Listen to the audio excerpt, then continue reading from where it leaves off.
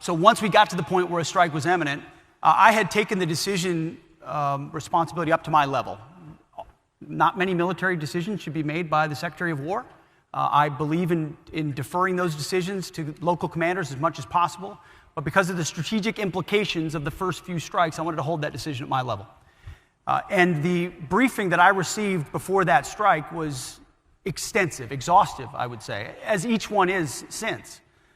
On the military side, on the civilian side, lawyers, intel analysts, red teaming, every aspect. What do we know?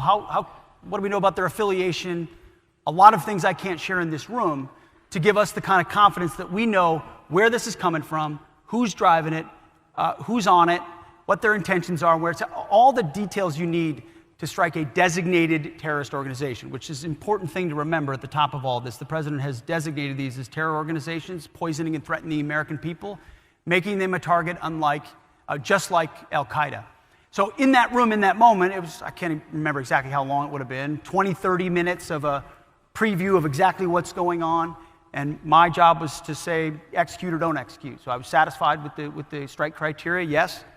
Saw the strike itself, which all of you have seen.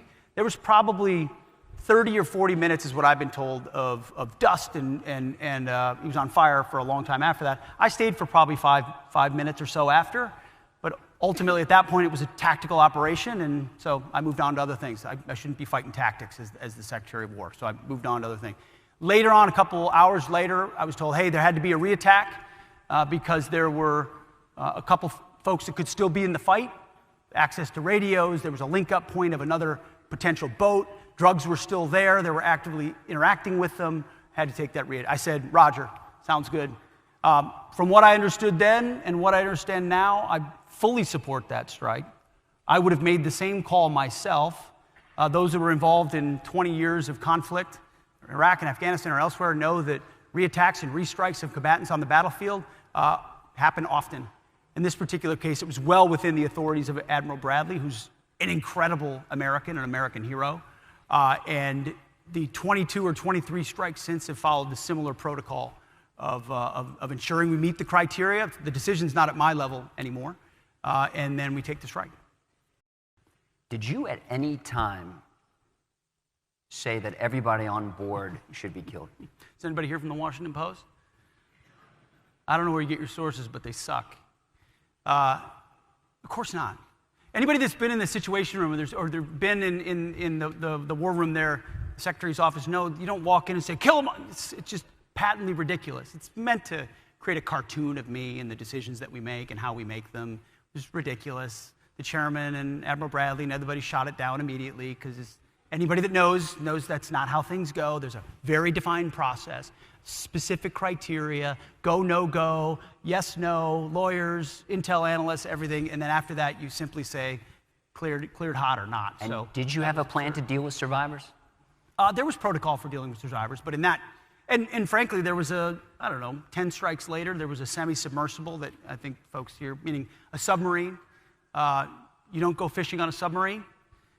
Full of drugs, and in that particular case, the first strike didn't take it out, and a couple guys jumped off and swam, from what I understand, a ways away. When we struck the submarine a second time, it sunk, and then you had two people that you had to go get, and we had the ability to go get them. We gave them back to their host countries. That's a story that's already been out in the public. So we didn't change our protocol, it was just a different circumstance from the process. So, Mr. Secretary, you will be releasing that full video? We are reviewing it right now. Is that a yes or no?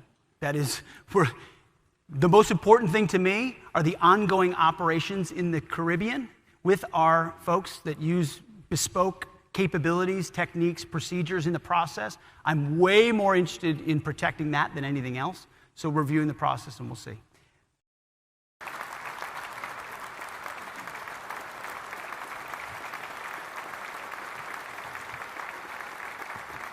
And right now, the world is seeing the strength of American resolve in stemming the flow of lethal drugs to our country.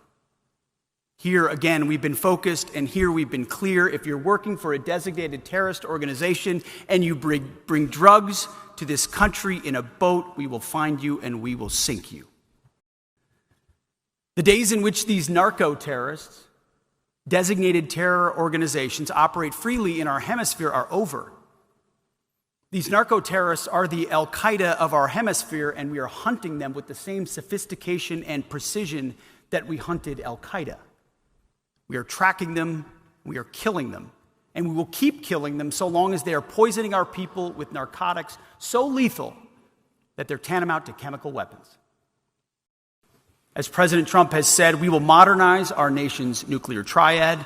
We will develop additional options to support deterrence and escalation management.